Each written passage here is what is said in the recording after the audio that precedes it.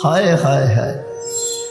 আরেকটা শুনাই, আলী রাদিয়াল্লাহু তাআলা আনহু বলতেছে, ফাতেমা জীবনে তো দরজায় 2 টোকা দেওয়ার সুযোগ হলো না, তুই 1 টোকায় দরজা খুলিস কি করে? তো বলতেছে, আব্বা শিখাইয়া দিছে, আলী তুমি সারাদিন পরিশ্রম করে আসবে, আমি যেন দরজা খুলতে 2 টোকা না লাগে, তো আমি আসার আগেই পিঠে দরজায় পিঠ লাগায় দাঁড়ায় থাকি, টোকাটা যেন আমার পিঠে পড়ে, দরজায় না পড়া। বলেন এটা কি সুখ না? আপনি তো কলিং বেল টিপতে টিপতে কতবার কলিং বেল নষ্ট করে ফেলছেন, ঠিক না? কি এটা সুখ, ঠিক না? না ওইটা সুখ? কতটুকু সুখ? অথচ ওনাদের মাসের পর মাস চুলা জ্বলতেছে না, কোনো অভিযোগ তো নাই। অথচ আরেক দিনের কাহিনী, আলী রাদিয়াল্লাহু তাআলা আনহুর চেহারা মলিন, ফাতেমা রাদিয়াল্লাহু তাআলা আনহা জিজ্ঞাসা করতেছে, চেহারা মলিন কেন? কিছু জুটে নাই। ওই 4র্থ দিনের ক্ষুধার্ত চলতেছে, যেই দিন হাসান হোসাইনকে আল্লাহর রসুল জিব্বা চোষায়া খিদা নিবারণ করাইছেন, ওই দিনের কাহিনী। ভালো মতে শুনেন, ওই দিনের কাহিনী, ওই দিনের। বলছে চেহারা মলিন কেন? কিচ্ছু জুটে নাই, আজকেও তোমার ক্ষুধার্ত থাকতে হবে। তো বলতেছে, আলী ওয়াজাদনা শাকারনা লামনা জি সাবারনা, পাবো তো শুকরিয়া আদায় করব, না পাবো তো সবর করব। আর এটা তো চির সত্য, দুনো অবস্থায় আল্লাহ আমাদের সাথে। আর আলী তুমি এটাও তো জানো, যাদের সাথে আল্লাহ থাকে তাদের চেহারা মলিন হওয়া শোভা পায় না। তোমার চেহারা মলিন কেন? তুমি হাসবে তো ঘরে ঢুকতে দিব, নাহলে কিন্তু দিব না। আলী রাদিয়াল্লাহু তাআলা আনহু হাসতেছেন, দরজা খুলে দিয়েছেন। এখন আলী রাদিয়াল্লাহু তাআলা আনহু বলতেছে, ফাতেমা সাররাত ওয়া তাবাসসামাত, ফাতেমা মুস্কি মুস্কি হাসতেছিল আর খুশিতে নাচতেছিল যে আমি ঘরে ফিরে আসছি।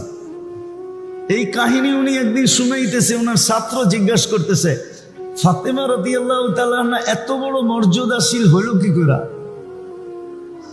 সাধারণ মহিলা, এত উচ্চ মর্যাদা। তো উনি কাহিনী বলতে বলতে এটাও বলতেছিলেন, তারপরে বলতেছিলেন হবে না কেন?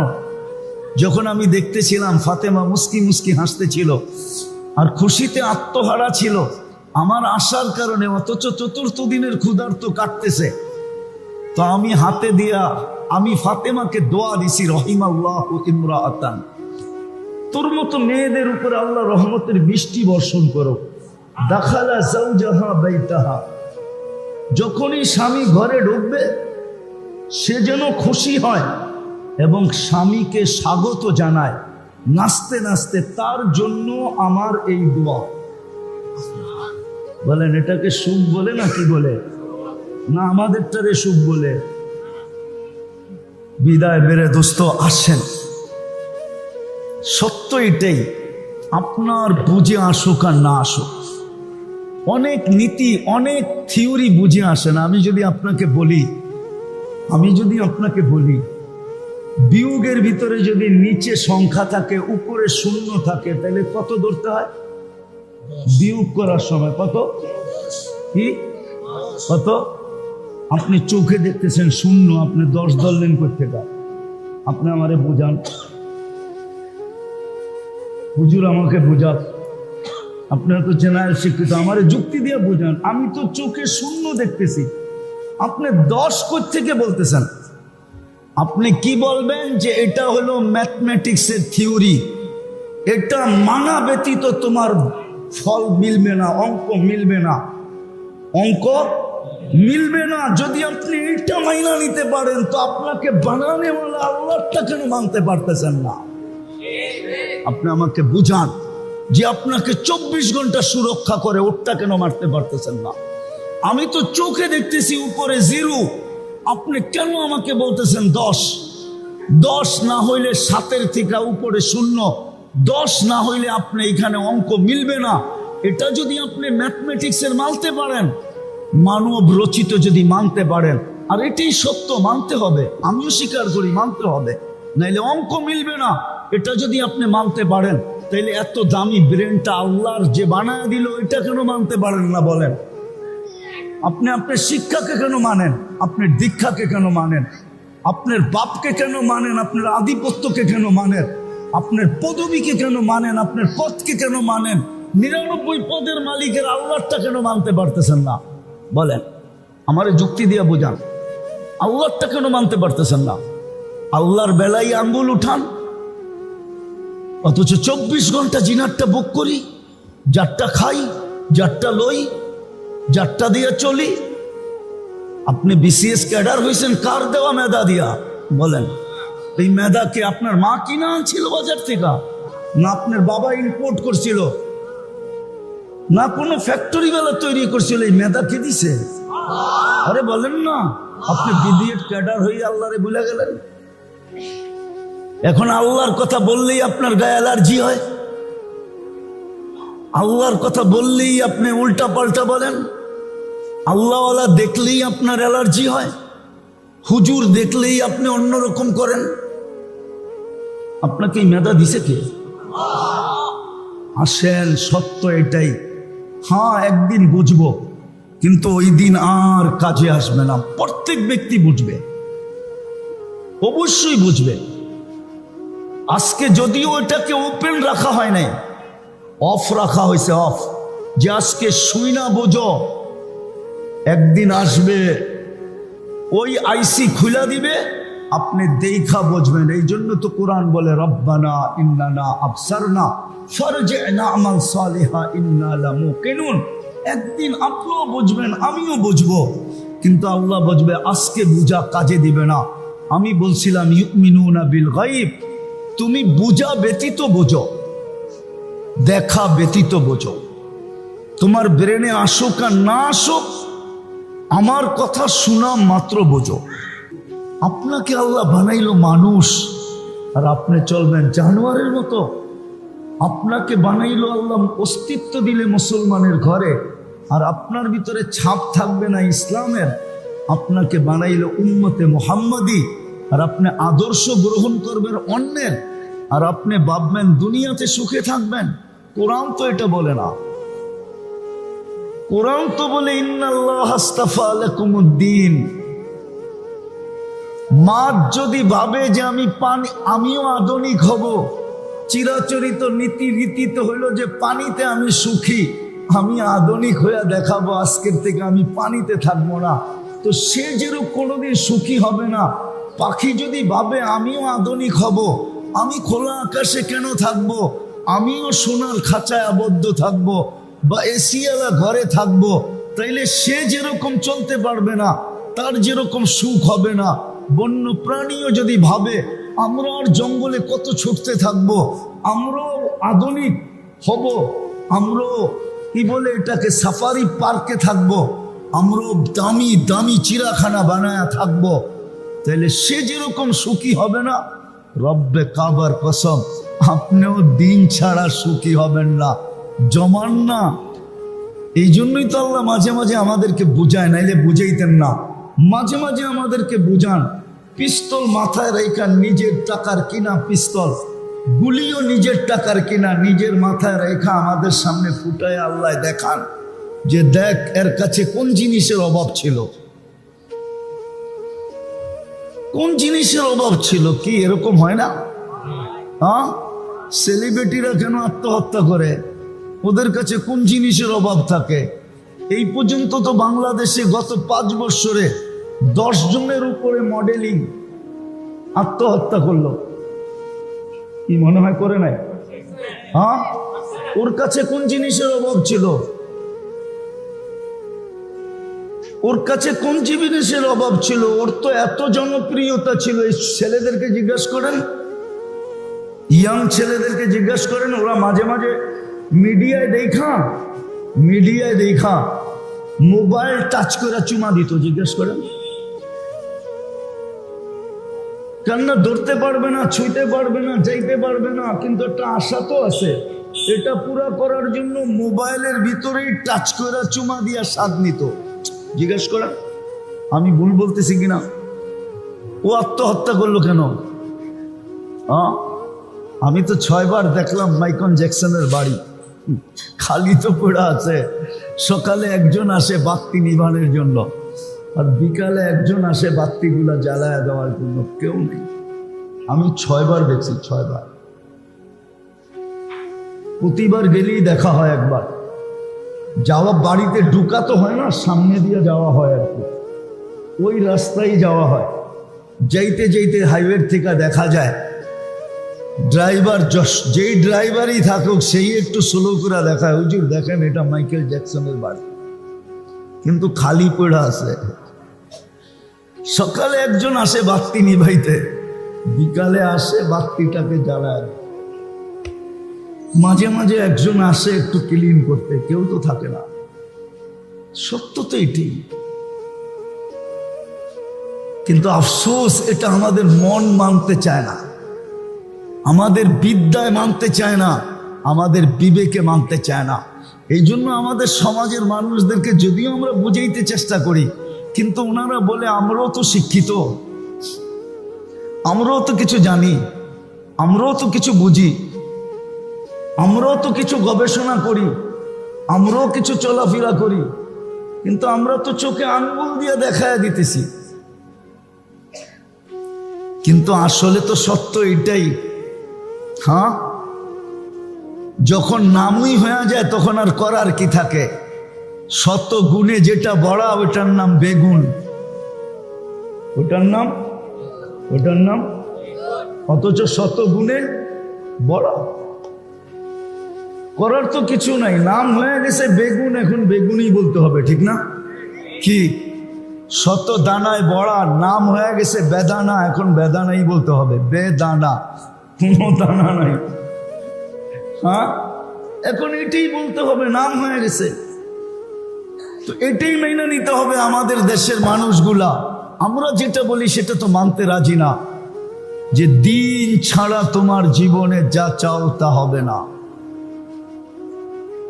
যতই তুমি বলো আমি শিক্ষিত, যতই তুমি বলো আমরাও তো বুঝি, যতই বলি আমাদের কি বিবেক বুদ্ধি কম, যতই বলি আমাদের কি শিক্ষা দীক্ষা কম, যতই বলি আমরা কি দুনিয়া ঘোরাগাড়ি কম, যতই বলি, কিন্তু সত্য এটাই, এটা আল্লাহর সিদ্ধান্ত। যেমন বললাম, মাছ যদি বলে যে আমি আধুনিক হব আর পানিতে থাকবো না, যেমন তার জীবন চলবে না, যাকে আল্লাহ মুসলমান আর উম্মতে মুহাম্মদী হিসাবে নির্বাচিত করলেন, দিন ছাড়া ওর জীবন চলবে না, না, না, না। কিন্তু হইতে পারে এই প্রবাদ বাক্য সত্য, চলতে চলতে একটা জিনিস মানুষের জীবনে সয়া যায়। যেমন প্রবাদ বাক্য আছে, দুঃখে যার জীবন গড়া তার আবার দুঃখ কিসের? দুঃখে যার জীবন গড়া তার আবার, এরকম প্রবাদ বাক্য আছে না একটা, না নাই? তো আমাদের জীবনে সয়া গেছে, কি সয়া গেছে, সয়া যাওয়ার কারণে এখন এটাকে আমাদের দুঃখ মনে হয় না, কিছুই মনে হয় না। আমরা বুঝাইতে চাইল এখন আর রেখাপাত হয় না, থাকে অনেক সময়। অনেক জিনিস আছে, সব জিনিসের উপরে খোদাই করা যায় না, খোদাই হয় কিন্তু কলম সব জিনিসের উপরে টিকে না। এরকম মেটেলস আছে যেখানে আপনি লিখতে পারবেন না, আপনি খুঁজে দেখেন ওর উপরে কলম টিকবে না। যত জোর লাগান, যত মেশিন নিয়ে আসেন, ওইখানে মেশিন স্লিপ খাবে, কিচ্ছু লেখা আসবে না। আজকে আমাদের জীবনটা ওই দুঃখ সইতে সইতে এখন আমরাও বলতেছি যে এটাই সিস্টেম, যেমনে চলতেছি এটাই সিস্টেম, বিদায় ইসলামের কথা আমাদের বুঝে আসতেছে না। যাক, শেষ কথা গুছায় নেই, শেষ কথা গুছায় নেই। যাকে আল্লাহ মানুষ, মুসলমান, উম্মতে মুহাম্মদ হিসাবে অস্তিত্ব দিলেন, আল্লাহর হুকুম মানা ব্যতীত না এই ছোট দুনিয়াটার জীবনে সুখী হবে, না ওইখানে সুখী হবে। এই দুনিয়ায় সুখী হবে না। নাইলে আপনাকে আমি হাদিস কোরআন, যুবক হোক বৃদ্ধ হোক, বাচ্চাদের কথা ভিন্ন, সে তো বাচ্চা, পাগলের কথা ভিন্ন, সে তো পাগল। অবুঝের কথা ভিন্ন, তার তো বুঝই নাই। এই তিন শ্রেণী বাদ দিলে সবাই যা চায় সবকিছু কিন্তু আছে, কিন্তু যা চায় তা নাই। সব কিছু বলল যেই জিনিসের আশায়, যেই ছোট জীবনটায় একটু সুখে থাকবে, একটু শান্তিতে থাকবে, এটার আশাই কিন্তু এত কিছু গড়া। কিন্তু সব আছে, কিন্তু যেটা চাইতেছে ওটা নাই। মনে হয় বুঝাইতে পারতেছি না। সুখে থাকার জন্য, শান্তিতে থাকার জন্য যা কিছু প্রয়োজন ছিল কম বেশি সব সবার ঘরে আছে, কিন্তু তারপরও সুখ নাই, তারপরও কি নাই, শান্তি নাই, তারপরও মিল নাই, তারপরও মহব্বত নাই, তারপরও সহযোগিতা নাই, তারপরও দেখা যাবে সহানুভূতি নাই। কিন্তু এইগুলার আশাই কিন্তু সবকিছু করা হলো, এইগুলার আশাই কিন্তু সমস্ত কিছু করা হলো, কিন্তু জিনিস তো সব মিলল, সবকিছু সবাই মিলল বটে, কম হোক বেশি হোক মিলল, কিন্তু আসলে যার আশায় করা হলো ওটা মিলল না। মনে হয় এখনো বুঝাইতে পারি না। মানুষ একা থাকে, একাত্ম জীবন জানি কেমন কেমন লাগে, ঠিক না? তো ভাবে বিয়ে করলে মনে হয় ঠিক হয়ে যাবে, ঠিক না? বিয়ে করলো, ঠিক না? একাত্ম দূর হইল, কিন্তু যার জন্য করলো ওটা তো হইল না, হইল আরো ঝামেলা বাড়লো, ঠিক না? ভাবলো দুইজন, এই জন্য মনে হয় সমস্যা। বাচ্চা কাচ্চা হইলে মনে হয় ঠিক হয়ে যাবে, হইল বাচ্চা কাচ্চা, ঝামেলা বাড়লো না, বাড়লো না। এটাই বুঝাইতে চাইতেছি আমি, যে আজকে আমাদের কাছে সব কিছু আছে, সব কিছু অর্জন করলাম যেই জিনিসটাকে লক্ষ্যবস্তু বানায়া, যে এই ছোট জীবনটায় আমি সুখে থাকবো, শান্তিতে থাকবো, একটু ভালোভাবে থাকবো। কিন্তু আসলে তো ওইটা হইল না, ওটা কারো কাছে নাই। যার কাছে হাজারো কোটি আছে ওর কাছেও নাই, যার কাছে কুড়ের ঘর ওর কাছেও নাই। যেই সুখের আশায় দুনিয়াতে বস্তু অর্জিত হইল, যেই বস্তু অর্জিত হলে ভাবলো ভাড়া থাকি, ছোটখাটো একটা বাড়ি হইলে সুখ হবে, কিন্তু দেখেন বাড়ি হইল, কিন্তু এই জায়গাগুলো সব আমরা খালি দেখছি। আমরা বড় হয়েছি তো ঢাকা শহরে, মনে আছে এদিক দিয়ে রোডেই ছিল না, রোড তো ছিল ডেমরা দিয়া, চিটাগাং থেকে ঢাকা ঢুকার রোড ছিল রানীমহল গয়া ডেমরা দিয়া। এই রোডটা তো এরশাদ সরকার বানাইছেন সোজা, এটা তো বিল ছিল। তো যেটা বুঝাইতেছিলাম, ভাবলো ভাড়া থাকে, একটা বাড়ির মালিক হইলে হয়তো ঠিক হবে, কিন্তু বাড়ি তো হইল, কিন্তু সুখ তো হইল না।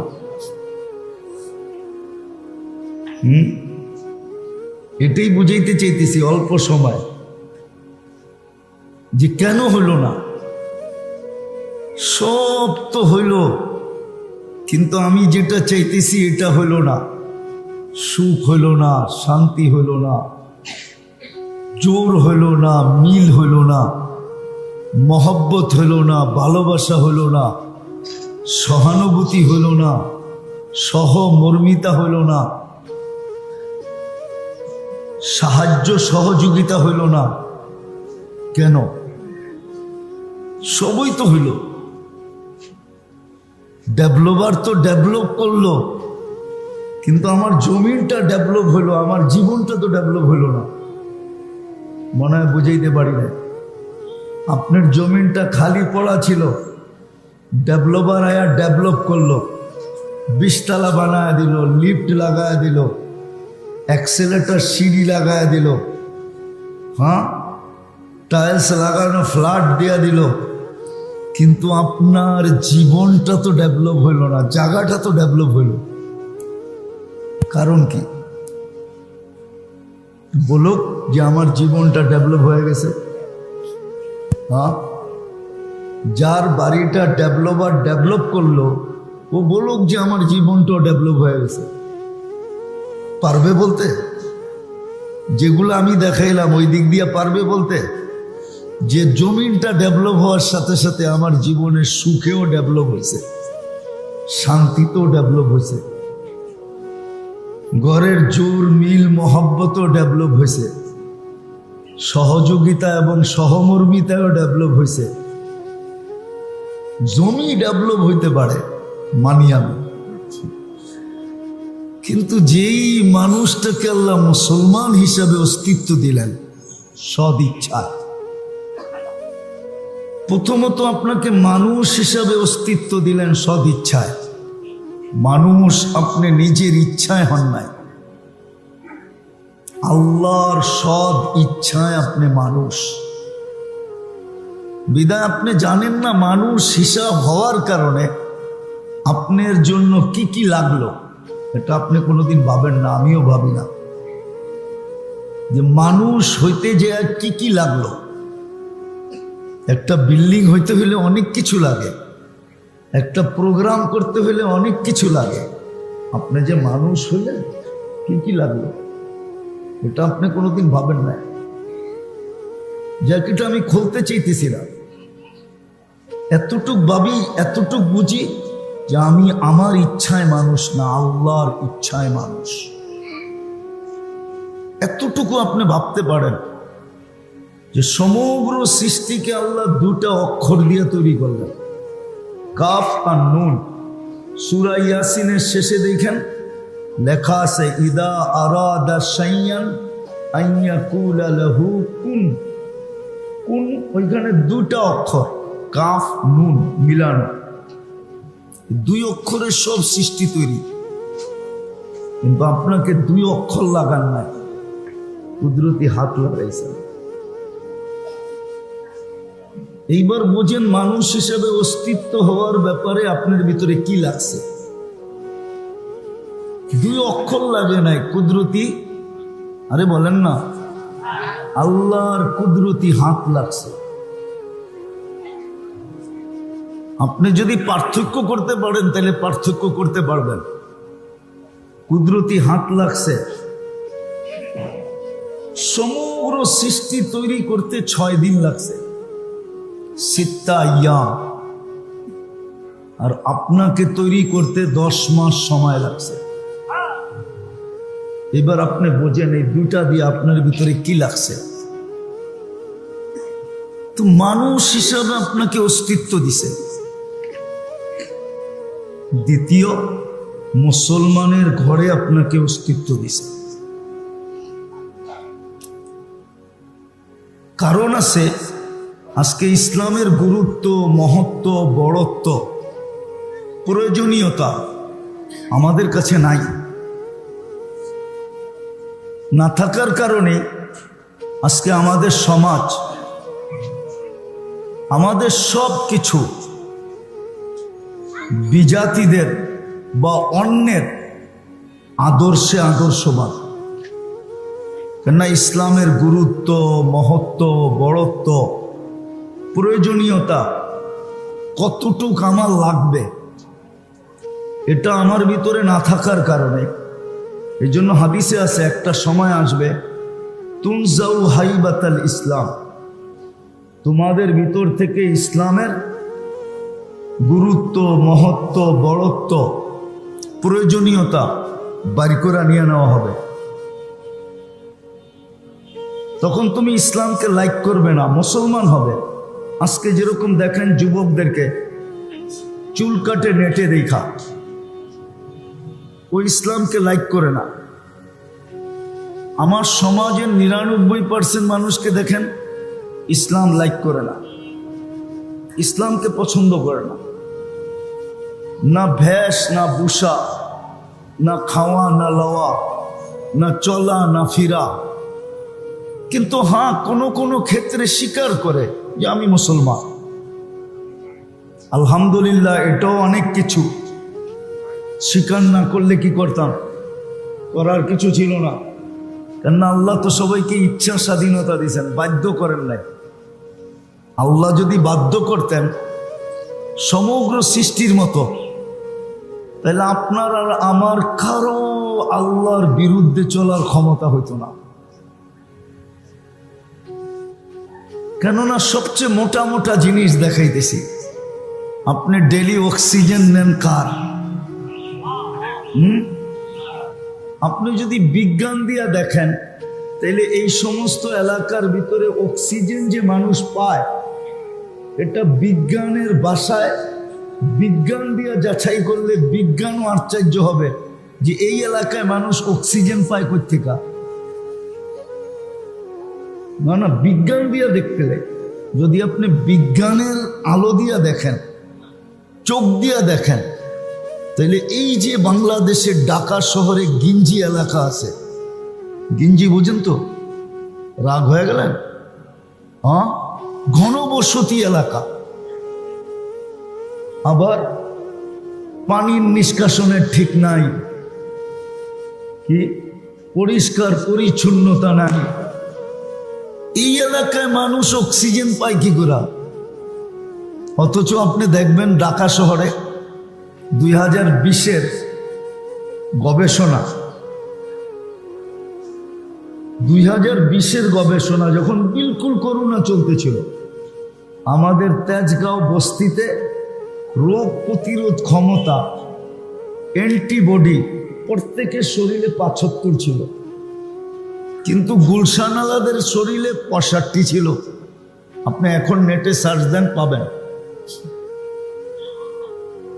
অথচ গুলশান কত উন্নত। গুলশান, ধানমন্ডি, বনানী কত উন্নত। গুলশানে থাকি শুনলেই মানুষের চক্ষু কপালে ওঠে, ঠিক না? গুলশান, অথচ ওদের অ্যান্টিবডি কম, আর বস্তিওয়ালার অ্যান্টিবডি বেশি। এটা কে করলো? আপনার এখানে খুঁজলেও অ্যান্টিবডি বেশি পাওয়া যাবে, কিন্তু বিজ্ঞানের চোখ দিয়ে তালাশ করলে বিজ্ঞান বলবে এখানে তো অক্সিজেনই পাওয়ার কথা না। এইখানে অক্সিজেন পায় কি করে? আপনি যে ডেলি 550 লিটার অক্সিজেন নেন, 1 টাকা যদি পার লিটার হইতো, তাহলে তো ডেলি 550 টাকা পে করতে হইতো। আপনি যে ডেলি 1,60,000 বার শ্বাস প্রশ্বাস নেন, 1 পয়সা পার শ্বাস হইলে ডেলি 1600 টাকা পে করতে হতো। আপনার কিডনিকে যে ডেলি আল্লাহ 36 বার ডায়ালিসিস করেন, পার বার যদি 100 টাকা হইতো, তাহলে আপনাকে ডেলি 3600 টাকা পে করতে হতো। এইখানেই তো 5750 টাকা ডেলি দিতে হতো। আল্লাহ তো বাধ্য করেন নাই। বাধ্য যদি করতেন, তাইলে আপনি আল্লাহর বিরুদ্ধে চলবে, এটা ইম্পসিবল ছিল। কেননা আল্লাহ আমাদেরকে ইচ্ছা স্বাধীনতা দিছেন, এজন্য আমাদেরকে আল্লাহ বুঝান। আল্লাহ সবাইকে কিতাব দিয়া বুঝাইছেন। কি দিয়া? সব উম্মতকে কিতাব দিয়া বুঝাইছেন। আপনাকে কিন্তু কালাম দিয়া বুঝাইতেছেন। কালাম বুঝেন? স্বয়ং আল্লাহ নিজে কথা বইলা বুঝাইতেছে। সবাইকে কিতাব দিয়া বুঝাইছে, কিতাব দিয়া, কিতাব ছেড়া দিছে, বলছে এটা পড়া বুঝালো। আর কালাম কি বুঝেন? স্বয়ং আল্লাহ নিজে কথা বইলা আপনাকে আমাকে বুঝাইতেছে। আমি শেষ জায়গায় চলে আসছি, লম্বা করবো না, যেটা আমি বুঝাইতে চাইতেছি যে আমরা এই ছোট জীবনটায় যা কিছু চাই,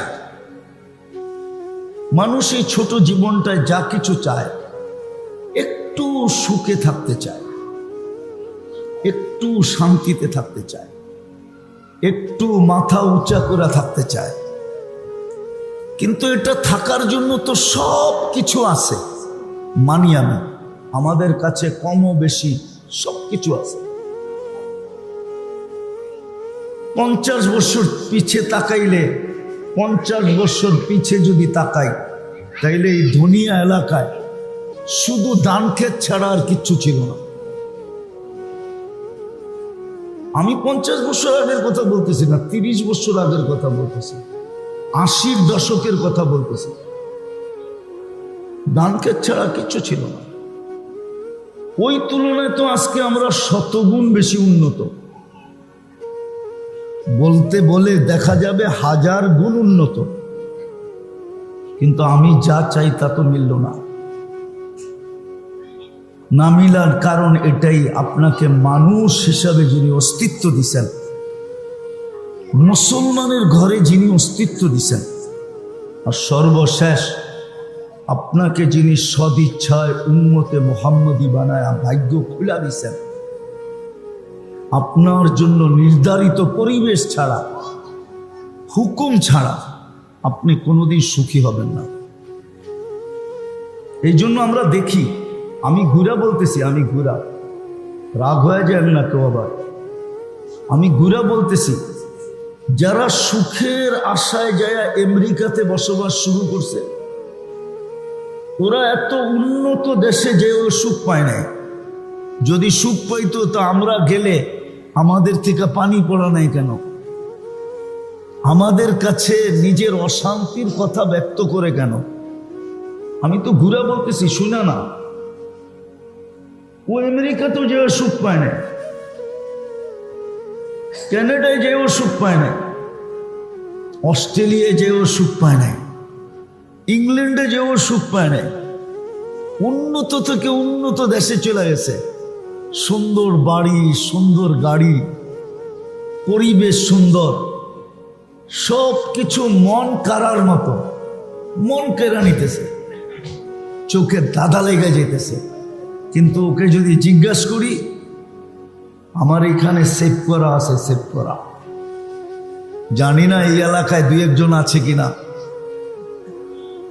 কান্না এখানে আছে, কান্না, বাপ বলতেছে, হুজুর জানা ছিল না বুড়া বয়সে আমাকে আমার ছেলের ঘরেই চাকর হতে হবে, এটা আমার জানা ছিল না।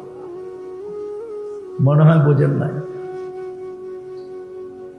ছেলে মা বাবাকে আমেরিকাতে নিয়ে গেছে গ্রিন কার্ড দিয়া, কেননা ছেলেও চাকরি করে, পুত্রবধূও চাকরি করে, বাচ্চাগুলা কে দেখবে?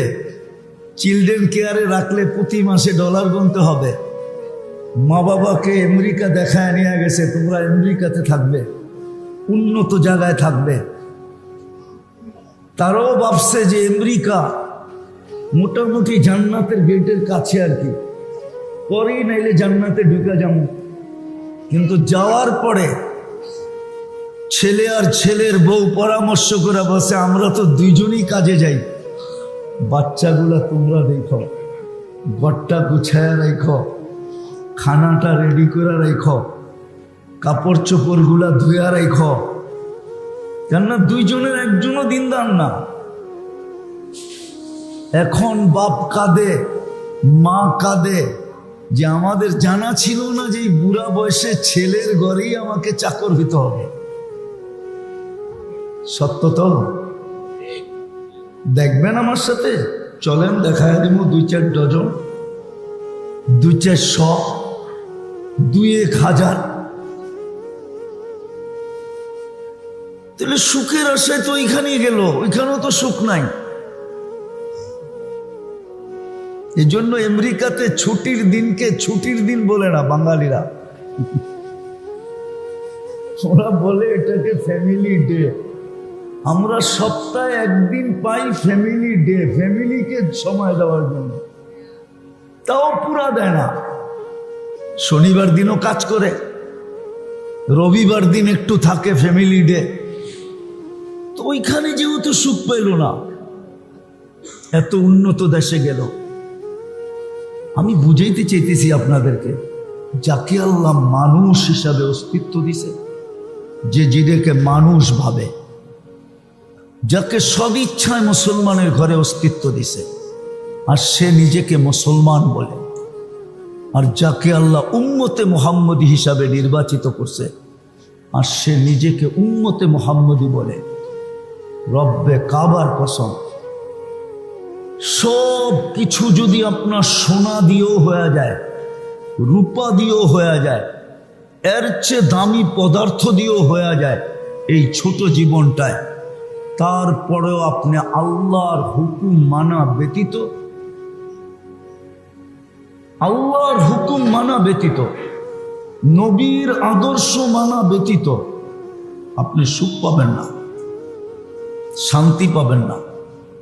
আজকে দেখাইলে আমি দেখাইতে পারি 70% দুনিয়ার সম্পদ কিন্তু মুসলমানের কাছে। সারা দুনিয়ায় যত সম্পদ আছে 70% কার কাছে? বিশ্বাস হয় না? না, মনে হয় ওনার পায় না। 70% কার কাছে? দেখেন, গ্যাস মুসলমানের কাছে, তেল মুসলমানের কাছে, সোনা মুসলমানের কাছে, এরকম যা দেখবেন 70%। আজকে মুসলমানের 60টা দেশ, কয়টা? সংখ্যায় 250 কোটি। কত? 4টা মুসলমানের দেশ এমন যার উপরে দুনিয়ার কোনো টাকা নাই। বুঝা গেল এই 4 দেশের চেয়ে বড় রিজার্ভ আমেরিকার কাছেও নেই, সোনার রিজার্ভ ওর কাছেও নাই। তাইলে ওর টাকা সবচেয়ে বড় হতো। যেমন কুয়েতের টাকার চেয়ে বড় কোনো টাকা নেই, বাহরাইনের টাকার চেয়ে বড় কোনো টাকা নেই, ব্রুনাইয়ের টাকার চেয়ে বড় কোনো টাকা নেই, ওমানের টাকার চেয়ে বড় কোনো টাকা নেই। বোঝা গেল এদের স্বর্ণের রিজার্ভ আমেরিকার চেয়েও বেশি, ইংল্যান্ডের চেয়েও বেশি, ইউরোপের চেয়েও বেশি। 60টা মুসলিম দেশ, 250 কোটি আমরা, ঠিক না? এতটুকু বুঝে আসলো। 4টা দেশের কারেন্সি দুনিয়ার সবচেয়ে বড় কারেন্সি। আপনি বলেন সৌদি বাদশার বাড়ির চেয়ে দুনিয়ার কোনো বাড়ি আছে দামি? সুন্দর, ব্যয়বহুল? ইংল্যান্ডের রানী 4 দেশের রানী। কয় দেশের? ইংল্যান্ড, কানাডা, অস্ট্রেলিয়া, নিউজিল্যান্ড, সেই 4 দেশের রানী কিন্তু আপনি দেখেন। কিন্তু তার যে ইংল্যান্ডে বাড়িটা, ওটাতেও 400 কামরা নাই। কিন্তু ওনার পাশেই ব্রুনাইয়ের বাদশার বাড়ি আছে, ওটাতে 400 কামরা। হতো, কিন্তু তারপরও মুসলমান এত নিচে কেন? এই যে যুদ্ধ চলতেছে ইসরায়েলের ফিলিস্তিনের বিরুদ্ধে, 1 বৎসর 3 মাস হইতে চলল। এ হয়ে যাবে 7 তারিখে 1 বৎসর 3 মাস হবে। 2টা জাতিসংঘের বাৎসরিক সম্মেলন গেল, গত অক্টোবরে একটা, এই অক্টোবরে। 60 দেশের প্রতিনিধিরা ছিল, মুসলমান প্রতিনিধি, মুসলমান দেশের কর্ণধার, মুসলমান দেশের রাজা বাদশাহ, মুসলমান দেশের কি বলে এটাকে নেতৃবৃন্দ। কিন্তু মাত্র 60 লক্ষ ইহুদি, ছোট একটা দেশ, এর বিরুদ্ধে 2 অক্ষরের একটা নিন্দা প্রস্তাব পাশ করতে পারে না। তাইলে আপনার দুর্দশা না তো দুর্দশা না তো কি? এটাকে কি আপনি দুর্দশা বলবেন না? অথচ আমাদের দেশের শাসকরা তো আমাদের দেশে আমাদের উপরে অতীতও দেখা আসতেছি, সামনেও হয়তো দেখব, ওনা আমাদের সাথে খুব পারে, ঠিক না? খুব আমাদের সাথে এমন ভাব দেখায় যে উনাদের কার্ড দিলে আজরাইলও পিছিয়ে চলে যাবে, কবরে দিলে মনে হয় ওইখানেও প্রশ্ন উত্তর হবে না। কি আমাদের দেশের কি ভাবে, ঠিক না? আমাদের সাথে ভাব নেয়, কিন্তু কই জাতিসংঘে তো 60 দেশ মিলা ভাব নিতে পারলো না, ওইখানে তো এই কথা বলতে পারলো না যে ঠিক আছে নিন্দা প্রস্তাব যদি পাশ না হয় তাহলে আমরা একটা কিছু এখান থেকে পাশ করা যাব, আমাদের সাথে তোমাদের পুরা লেনদেন বন্ধ, আমরা লেনদেনই করব না, আমরা আপোষে লেনদেন করে চলবো, তোমাদের কোনো জিনিসে আমরা হাত দিব না, আমরা আমাদের আপোষে 60 দেশের জিনিস দিয়ে আমরা কয়েক বছর চলবো, তোমাদেরটার দিকে আমরা চোখ তুলেও দেখবো না। এটা তো বলে আসতে পারলো না। কি কারণ? কি কারণ? এটাই, আপনাকে আল্লাহ বানাইলো মানুষ আর আপনি চলবেন জানোয়ারের মতো। আপনাকে বানাইলো আল্লাহ, অস্তিত্ব দিলে মুসলমানের ঘরে, আর আপনার ভিতরে ছাপ থাকবে না ইসলামের। আপনাকে বানাইলো উম্মতে মুহাম্মাদি, আর আপনি আদর্শ গ্রহণ করবেন অন্যের, আর আপনি ভাববেন দুনিয়াতে সুখে থাকবেন। কোরআন তো এটা বলে না। কোরআন তো বলে ইন্নাল্লাহ আস্তাফা লাকুমুদ্দিন। মাছ যদি ভাবে যে আমিও আধুনিক হব, চিরাচরিত নীতি রীতি তো হইলো যে পানিতে আমি সুখী, আমি আধুনিক হয়ে দেখাবো আজকের থেকে আমি পানিতে থাকবো না, তো সে যেরকম কোনোদিন সুখী হবে না। পাখি যদি ভাবে আমিও আধুনিক হব, আমি খোলা আকাশে কেন থাকবো, আমিও সোনার খাঁচায় আবদ্ধ থাকবো বা এসিওয়ালা ঘরে থাকবো, তাইলে সে যেরকম চলতে পারবে না, তার যেরকম সুখ হবে না। বন্য প্রাণীও যদি ভাবে আমরা আর জঙ্গলে কত ছুটতে থাকবো, আমরাও আধুনিক হব, আমরাও কি বলে এটাকে সাফারি পার্কে থাকবো, আমরাও দামি দামি চিড়াখানা বানায়া থাকবো, তাহলে সে যেরকম সুখী হবে না, রব্বে কাবার কসম আপনিও দিন ছাড়া সুখী হবেন না, জমান না। এই জন্যই তো আল্লাহ মাঝে মাঝে আমাদেরকে বুঝায়, নাইলে বুঝাইতেন না। মাঝে মাঝে আমাদেরকে বুঝান, পিস্তল মাথায় রেখা, নিজের টাকার কিনা পিস্তল, গুলিও নিজের টাকার কিনা, নিজের মাথায় রেখা আমাদের সামনে ফুটায় আল্লাহ দেখান যে দেখ এর কাছে কোন জিনিসের অভাব ছিল, কোন জিনিসের অভাব ছিল। কি এরকম হয় না? হ্যাঁ, সেলিব্রিটিরা কেন আত্মহত্যা করে? ওদের কাছে কোন জিনিসের অভাব থাকে? এই পর্যন্ত তো বাংলাদেশে গত 5 বছরে 10 জনের উপরে মডেলিং আত্মহত্যা করলো। কি মনে হয় করে নাই? হ্যাঁ, ওর কাছে কোন জিনিসের অভাব ছিল?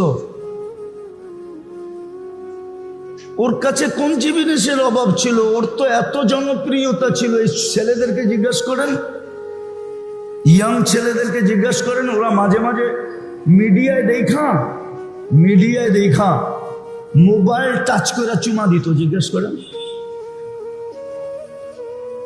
কেননা ধরতে পারবে না, ছুঁইতে পারবে না, যাইতে পারবে না, কিন্তু একটা আশা তো আছে। এটা পুরা করার জন্য মোবাইলের ভিতরেই টাচ করে চুমা দিয়া স্বাদ নিত। জিজ্ঞেস করেন, আমি ভুল বলতেছি কিনা? ও আত্মহত্যা করলো কেন? আমি তো 6 বার দেখলাম মাইকেল জ্যাকসনের বাড়ি খালি তো পড়ে আছে। সকালে একজন আসে বাতি নিভানোর জন্য, আর বিকালে একজন আসে বাতিগুলা জ্বালায় দেওয়ার জন্য, কেউ নেই। আমি 6 বার দেখছি, 6 বার। প্রতিবার গেলেই দেখা হয় একবার। যাওয়া বাড়িতে ঢুকা তো হয় না, সামনে দিয়ে যাওয়া হয় আর কি, ওই রাস্তায় যাওয়া হয়। যাইতে যাইতে হাইওয়ে থেকে দেখা যায় ড্রাইভার, যেই ড্রাইভারই থাকুক সেই একটু স্লো করে দেখায়, হুজুর দেখেন এটা মাইকেল জ্যাকসনের বাড়ি, কিন্তু খালি পড়ে আছে। সকালে একজন আসে বাতি নিভাইতে, বিকালে আসে বাতিটাকে জ্বালায়, মাঝে মাঝে একজন আসে একটু ক্লিন করতে, কেউ তো থাকে না। সত্য তো এটি, কিন্তু আফসোস এটা আমাদের মন মানতে চায় না, আমাদের বিদ্যায় মানতে চায় না, আমাদের বিবেকে মানতে চায় না।